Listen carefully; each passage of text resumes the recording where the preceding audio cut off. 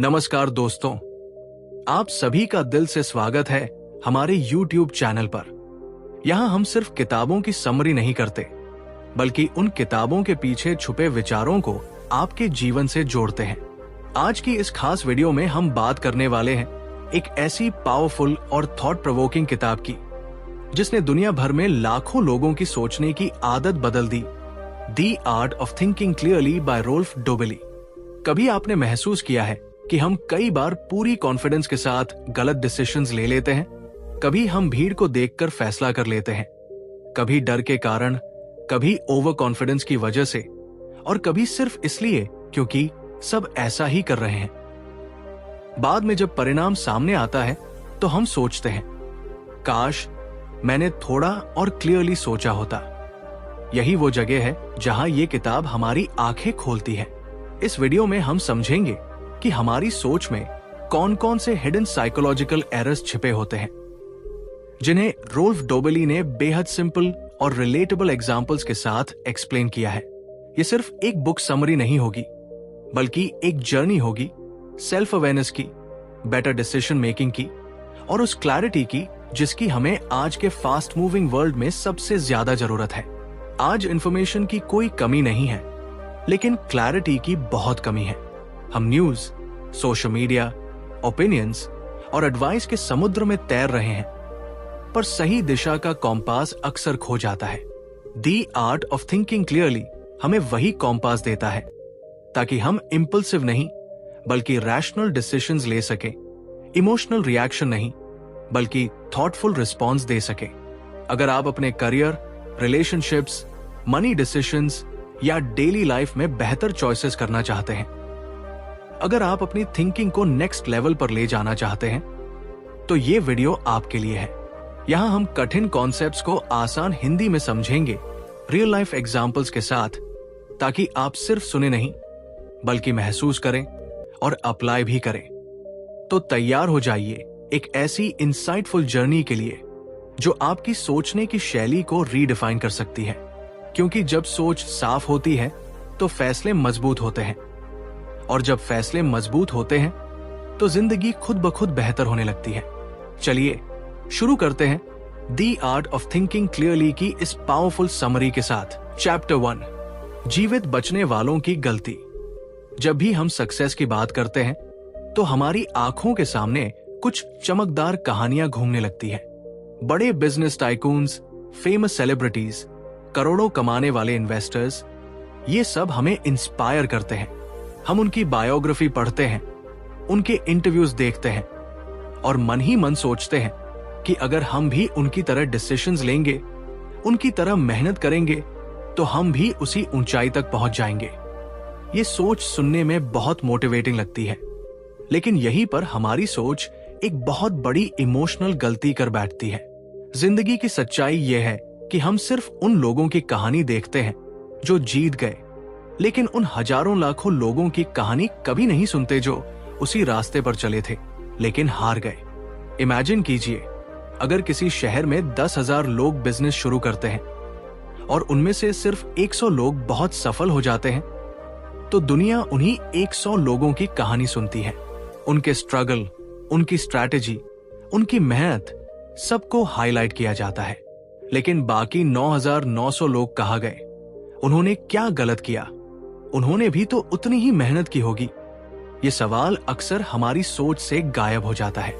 एक छोटी सी कहानी इसे और गहराई से समझाती है। मान लीजिए एक युवा लड़का किसी फेमस एंटरप्रेन्योर की सक्सेस स्टोरी पढ़ता है। उसे पता चलता है कि उस एंटरप्रेन्योर ने कॉलेज छोड़ दिया था और अपना स्टार्टअप शुरू किया था।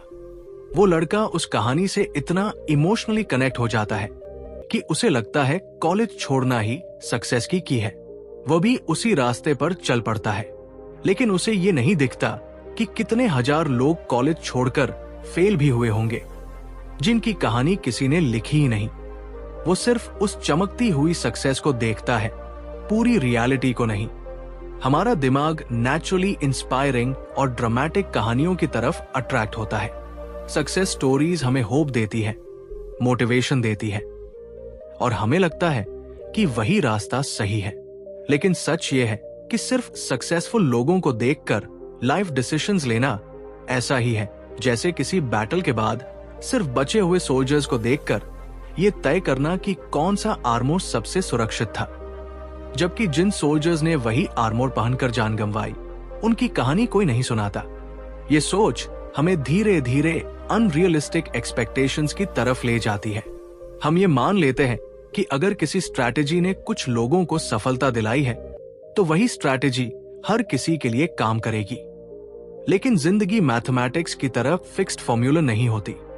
यहां लक, टाइमिंग, सर्कमस्टेंसेस और कई अनसीन फैक्टर्स भी बहुत बड़ा रोल निभाते हैं। जब इंसान इस गलती को समझने लगता है, तो उसकी सोच मैच्योर होने लगती है। वो सिर्फ चमकदार परिणाम नहीं देखता, बल्कि पूरी जर्नी और हिडन फेलियर्स को भी समझने की कोशिश करता है। वो डिसीजंस लेते समय सिर्फ सक्सेस स्टोरीज से प्रभावित नहीं होता, बल्कि रिस्क और रियलिटी दोनों को बैलेंस करके सोचता है। यही समझ इंसान को इमोशनली स्ट्रांग और मेंटली क्लियर बनाती है। जिंदगी में आगे बढ़ने के लिए इंस्पिरेशन जरूरी है, लेकिन ब्लाइंड इंस्पिरेशन कभी कभी हमें गलत दिशा में भी ले जा सकती है। असली विजडम तब आती है जब हम जीतने वालों की कहानी के साथ हारने वालों की चुप कहानी को भी समझना सीख जाते हैं। जब इंसान ये समझ लेता है कि हर चमकती हुई सफलता के पीछे कई अनसुनी असफलताएं छिपी होती हैं, तभी उसकी सोच सच में क्लियर होने लगती है और वो जिंदगी के बड़े डिसीजंस ज्यादा समझदारी और बैलेंस के साथ लेने लगता है। Chapter 2, swimmer's body illusion. कल्पना कीजिए, आप स्विमिंग पूल के किनारे खड़े हैं। सामने कुछ प्रोफेशनल स्विमर्स प्रैक्टिस कर रहे हैं। उनके शरीर बिल्कुल टोन्ड, लीन और परफेक्टली शेप्ड है। उन्हें देखकर मन में तुरंत एक थॉट आता है, अगर मैं रोज स्विमिंग करूं तो मेरा शरीर भी ऐसा ही हो जाएगा। ये सोच बिल्कुल नेचुरल है। हम जो देखते हैं उसी से कंक्लूजन बना लेते हैं, लेकिन यहीं पर हमारी थिंकिंग क्वाइटली हमें धोखा दे देती है। स्विमर्स बॉडी इल्यूजन हमें यही सिखाता है कि हम अक्सर कॉज और इफेक्ट को उल्टा समझ लेते हैं। हमें लगता है कि स्विमर्स का शरीर स्विमिंग की वजह से बना है, जबकि सच ये है कि जिन लोगों का बॉडी टाइप पहले से एथलेटिक और लीन होता है, वही स्विमिंग में आगे बढ़ते हैं। यानी स्विमिंग ने उन्हें ऐसा नहीं बनाया, बल्कि उनका नेचुरल बॉडी स्ट्रक्चर उन्हें स्विमिंग में सफल बनाता है। ये इल्यूजन सिर्फ स्पोर्ट्स तक सीमित नहीं है। हम अपने आसपास हर जगह यही गलती करते हैं। जब हम किसी सक्सेसफुल एंटरप्रेन्योर को देखते हैं, तो हम सोचते हैं कि उसकी सक्सेस का कारण उसकी डेली रूटीन, उसकी मॉर्निंग हैबिट्स या उसकी कॉफी प्रेफरेंस है। हम उसके लाइफ के विजिबल पार्ट्स को कॉपी करने लगते हैं, लेकिन उसके पीछे छुपे factors, talent, timing, luck, network, background को इग्नोर कर देते हैं। हमें सरफेस दिखाई देता है, डेप्थ नहीं। सोचिए, कितनी बार आपने किसी जिम ट्रेनर, इन्फ्लुएंसर या सेलिब्रिटी को देखकर खुद से कहा होगा, बस यही वर्कआउट फॉलो कर लूं तो मेरी लाइफ बदल जाएगी। लेकिन रियलिटी इतनी सिंपल नहीं होती। दुनिया में लाखों लोग स्विमिंग करते हैं, पर सबका शरीर ओलंपिक स्विमर जैसा नहीं बनता, क्योंकि सिलेक्शन हमेशा पहले से मौजूद क्वालिटीज के आधार पर होता है। ये इल्यूजन हमारे इमोशन से खेलता है। हम ट्रांसफॉर्मेशन स्टोरीज से इंस्पायर होते हैं। हम बिलीव करना चाहते हैं कि एक सिंपल फॉर्मूला है, डू दिस गेट दैट। लेकिन लाइफ कोई सिंपल इक्वेशन नहीं है। जब हम किसी आउटकम को देखते हैं, तो हमें खुद से ये पूछना चाहिए, क्या ये एक्टिविटी रिजल्ट का कारण है या रिजल्ट पाने वाले लोग पहले से ही अलग थे? क्लियर थिंकिंग का मतलब ये नहीं कि सपने देखना छोड़ दें। इसका मतलब है रियलिटी को ऑनेस्टली देखना। अगर आप स्विमिंग एंजॉय करते हैं तो जरूर कीजिए, लेकिन सिर्फ एक इल्यूजन के आधार पर अनरियलिस्टिक एक्सपेक्टेशंस मत बनाइए। सक्सेस का हर रास्ता यूनिक होता है और हर रिजल्ट के पीछे विजिबल एफर्ट के साथ इनविजिबल फैक्टर्स भी होते हैं। जब हम स्विमर्स बॉडी इल्यूजन को समझ लेते हैं, तो हम ब्लाइंडली कॉपी करना छोड़ देते हैं। हम कंपैरिजन की जगह सेल्फ अवेयरनेस चुनते हैं। हम दूसरों की कहानी देखकर अपने लिए शॉर्टकट ढूंढने के बजाय अपनी स्ट्रेंथ्स और लिमिटेशंस को पहचानने लगते हैं। और यहीं से शुरू होती है क्लियर थिंकिंग की असली जर्नी, जहां हम दिखावे से नहीं बल्कि सच्चाई से फैसले लेते हैं। Chapter 3 confirmation bias. जब हम कहते हैं कि हम लॉजिकल हैं, ओपन माइंडेड हैं और सच को स्वीकार करने के लिए तैयार हैं, तो अक्सर हम खुद से ही एक छोटा सा झूठ बोल रहे होते हैं। The art of thinking clearly में रोल्फ डोबली जिस कंफर्मेशन बायस की बात करते हैं, वो हमारी सोच का ऐसा इनविजिबल फिल्टर है जो हमें वही दिखाता है जिस पर हम पहले से विश्वास करना चाहते हैं। जरा एक छोटी सी कहानी सोचिए। मान लीजिए किसी व्यक्ति को पूरा भरोसा है कि मैं बिजनेस के लिए बना ही नहीं हूं। एक दिन उसका छोटा सा वेंचर फेल हो जाता है। वो तुरंत कहता है, देखा, मुझे पहले से पता था। लेकिन वही व्यक्ति उन दिनों को याद ही नहीं करता जब उसके आइडियाज ने प्रॉफिट दिया था या जब लोगों ने उसकी तारीफ की थी। उसका दिमाग ऑटोमेटिकली उन सब प्रूफ्स को कलेक्ट करता है जो उसके पुराने बिलीफ को सपोर्ट करें और बाकी पॉजिटिव सिग्नल्स को क्वाइटली इग्नोर कर देता है। यही कंफर्मेशन बायस है। Selective attention, selective memory, selective interpretation. हम सब इसके शिकार हैं। अगर हमें लगता है कि कोई पर्टिकुलर पॉलिटिकल लीडर सही है, तो हम सिर्फ उन्हीं आर्टिकल्स को पढ़ेंगे जो उसकी तारीफ करते हों। अगर हमें विश्वास है कि शेयर मार्केट रिस्की है, तो हम सिर्फ उन खबरों पर ध्यान देंगे जहां लोग पैसे खोते हैं। हमारा ब्रेन एक लॉयर की तरह बिहेव करता है, जज की तरह नहीं। वो सच खोजने नहीं निकलता, बल्कि अपने पुराने बिलीव्स को डिफेंड करने निकलता है। इस बायस का सबसे खतरनाक असर रिलेशनशिप्स में दिखता है। अगर आपको लगता है कि कोई इंसान सेल्फिश है, तो उसके हर एक्शन में आपको सेल्फिशनेस दिखेगी।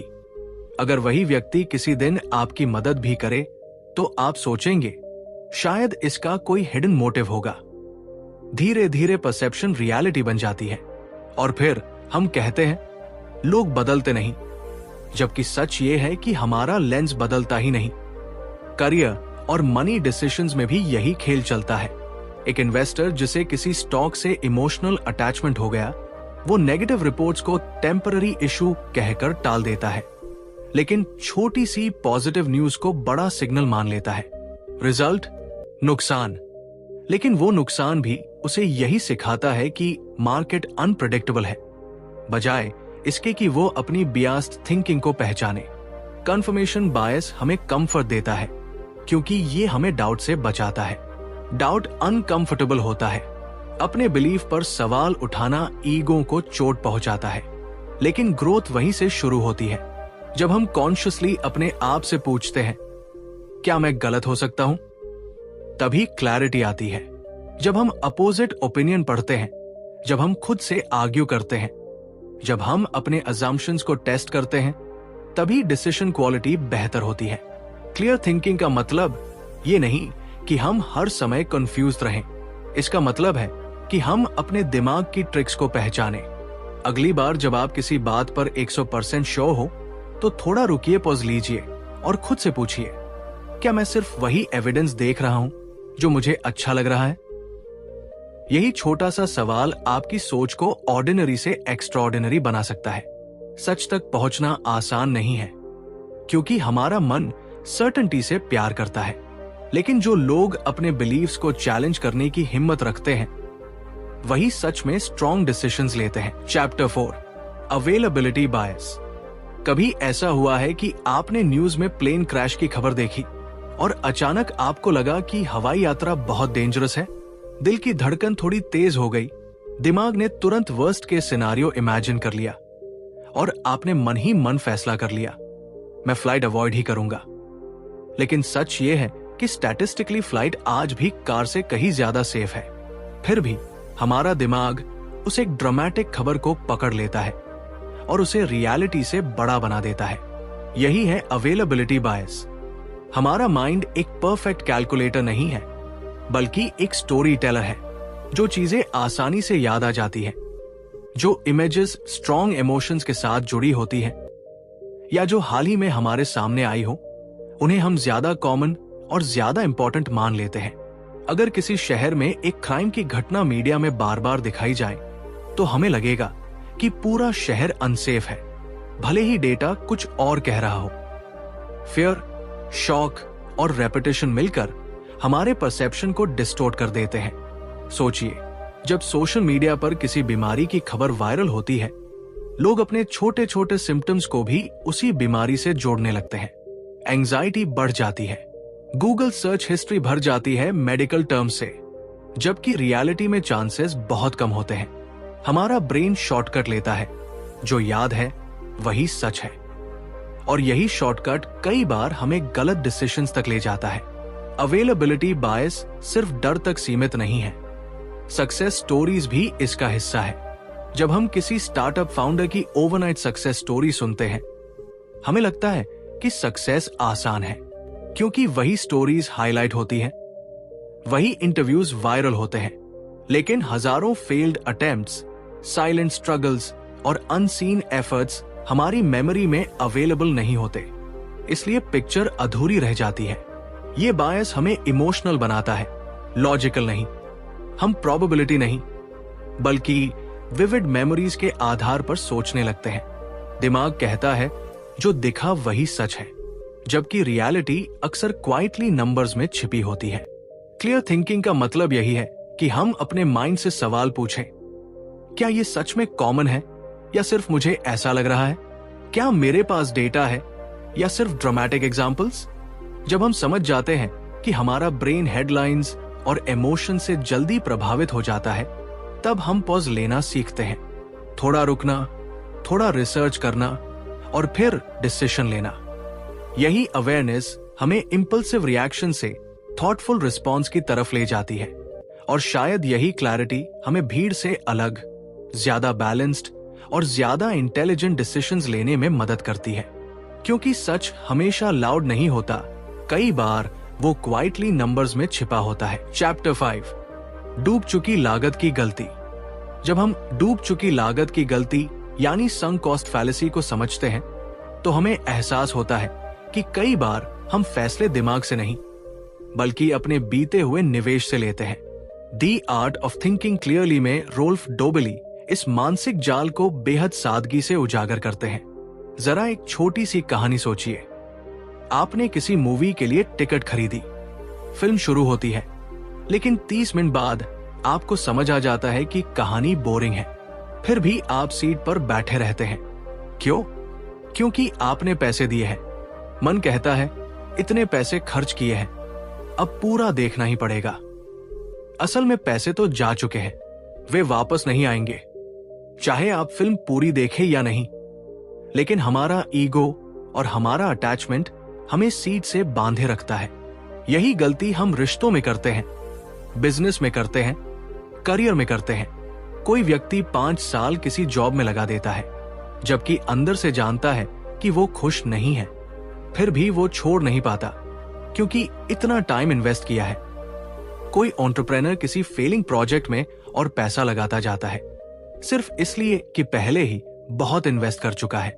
ये सोच हमें आगे बढ़ने से रोक देती है। इमोशनली ये बहुत पावरफुल ट्रैप है। जब हम कुछ इन्वेस्ट करते हैं, टाइम, मनी, एनर्जी या फीलिंग्स, तो वो सिर्फ इन्वेस्टमेंट नहीं रहता, वो हमारी आइडेंटिटी का हिस्सा बन जाता है।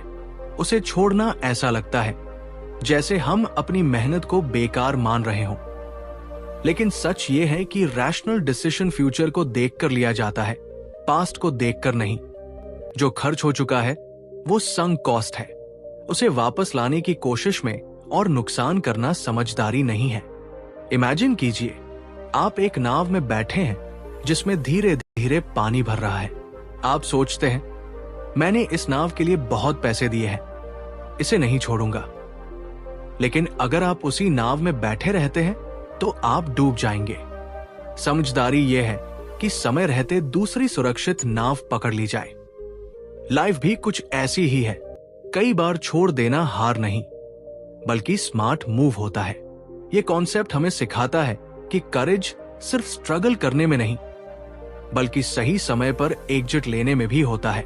सक्सेसफुल लोग इसलिए आगे बढ़ते हैं क्योंकि वे पास्ट इन्वेस्टमेंट से इमोशनली अटैच नहीं होते। वे पूछते हैं, अगर आज मुझे 0 से शुरुआत करनी हो तो क्या मैं यही डिसीजन लूंगा?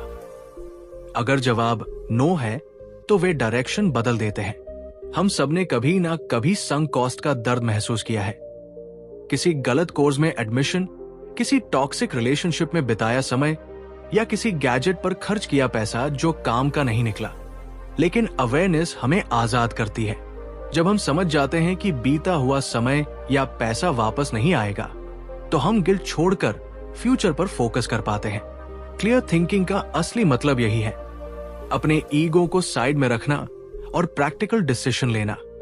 जिंदगी में ग्रोथ तभी आती है जब हम ये स्वीकार कर ले कि हर इन्वेस्टमेंट सक्सेसफुल नहीं होगा।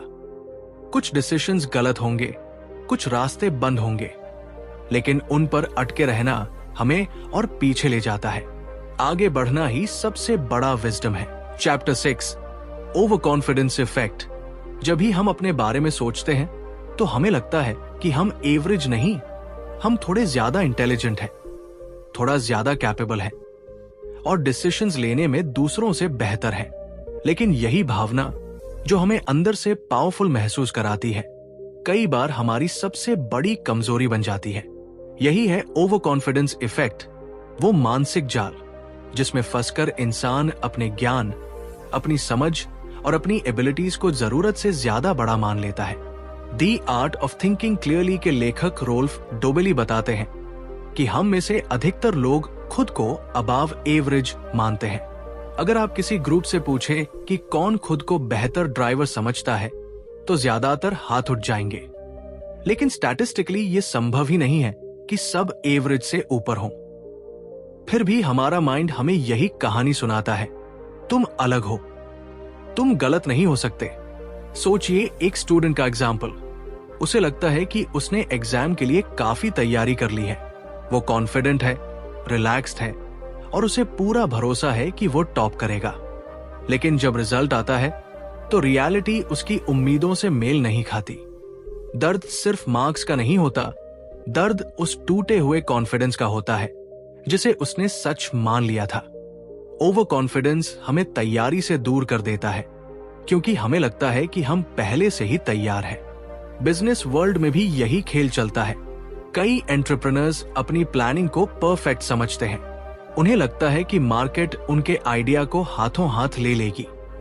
रिस्क कैलकुलेशन में वे अपनी स्किल को ओवर एस्टिमेट करते हैं और अनसर्टेनिटी को अंडर एस्टिमेट।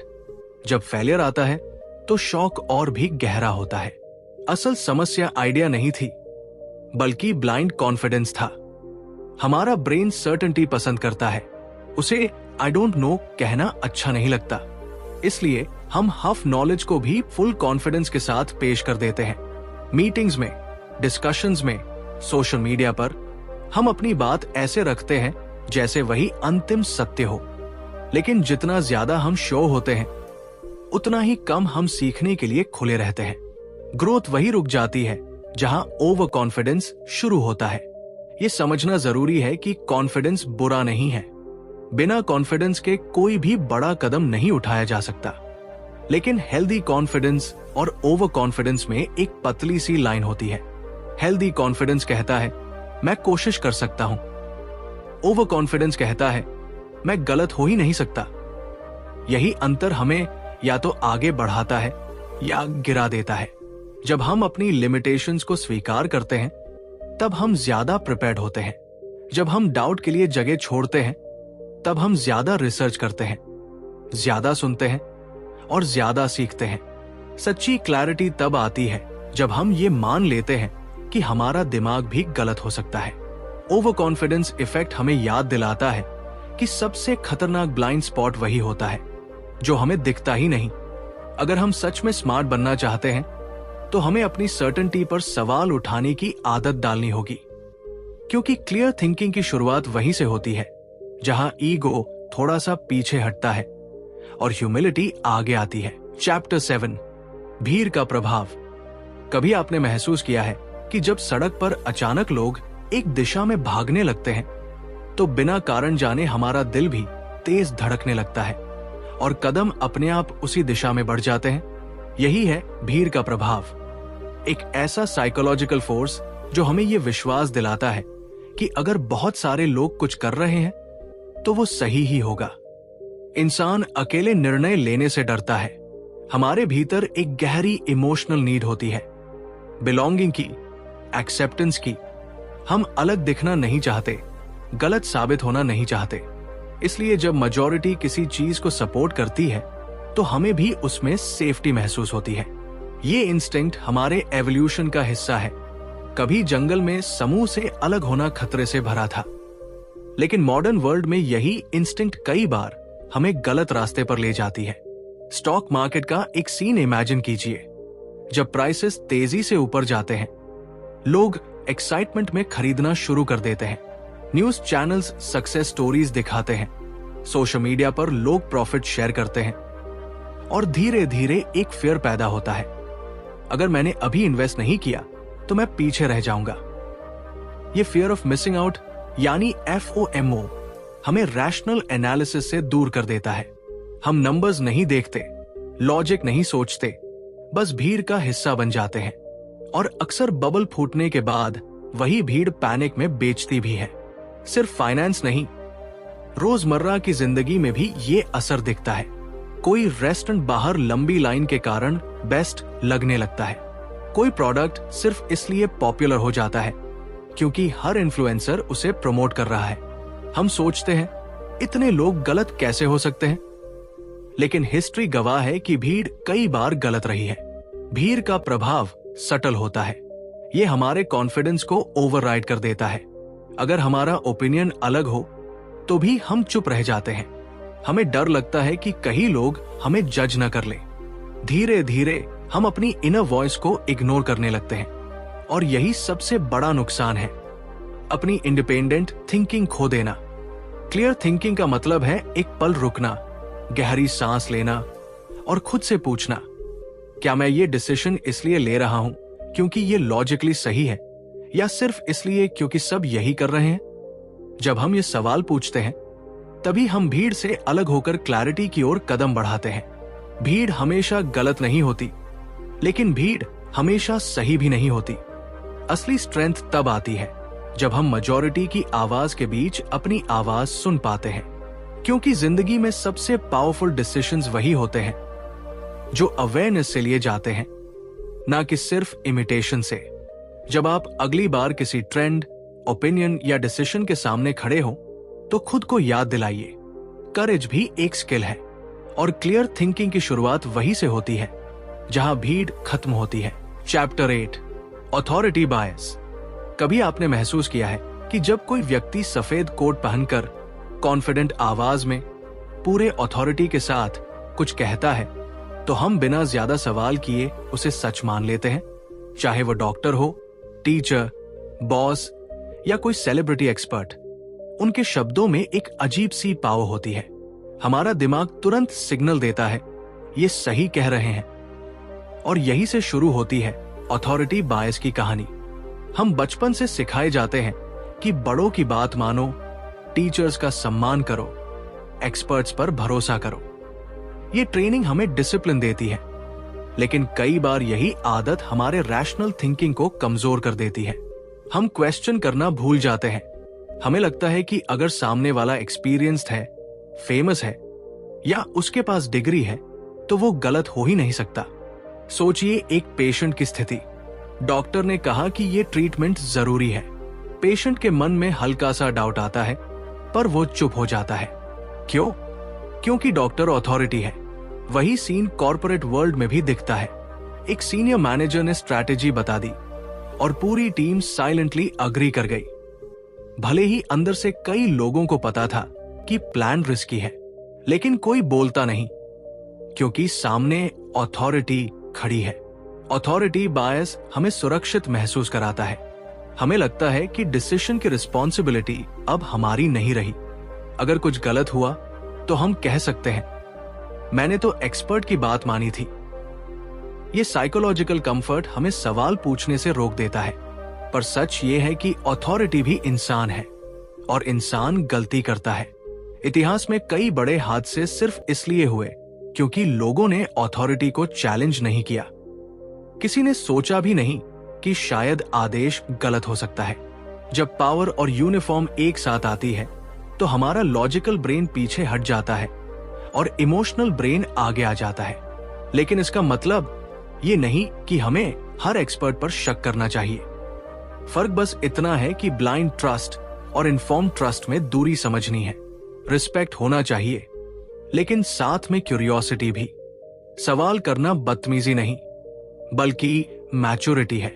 जब भी कोई अथॉरिटी फिगर आपको एडवाइस दे, अपने आप से एक छोटा सा सवाल पूछिए, क्या मैं इसे इसलिए मान रहा हूं क्योंकि ये लॉजिकली सही है, या सिर्फ इसलिए क्योंकि सामने वाला पावरफुल है? यही अवेयरनेस आपको एवरेज डिसीजन मेकर से अलग बनाती है। क्लियर थिंकिंग का मतलब रिबेलियन नहीं, बल्कि बैलेंस है। अथॉरिटी का सम्मान कीजिए, पर अपनी सोच को सरेंडर मत कीजिए, क्योंकि जिंदगी के सबसे बड़े फैसले आपको ही जीने होते हैं।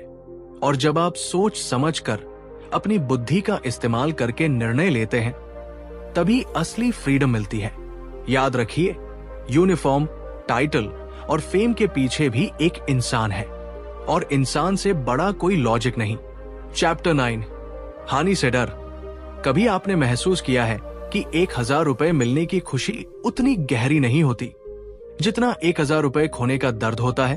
दिल की धड़कन तेज हो जाती है, दिमाग अचानक अलर्ट हो जाता है, और मन बार बार उसी नुकसान के बारे में सोचता रहता है।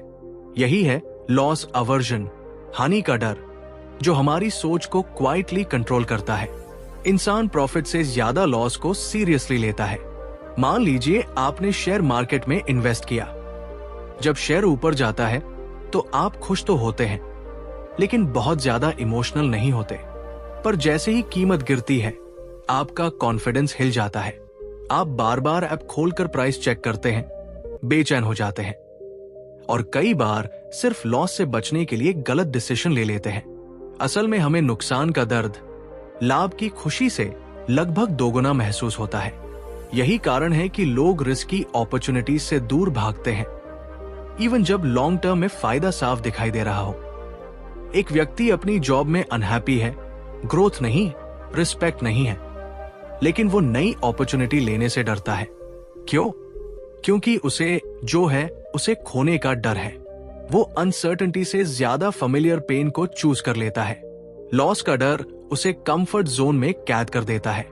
रिलेशनशिप्स में भी यही पैटर्न दिखता है।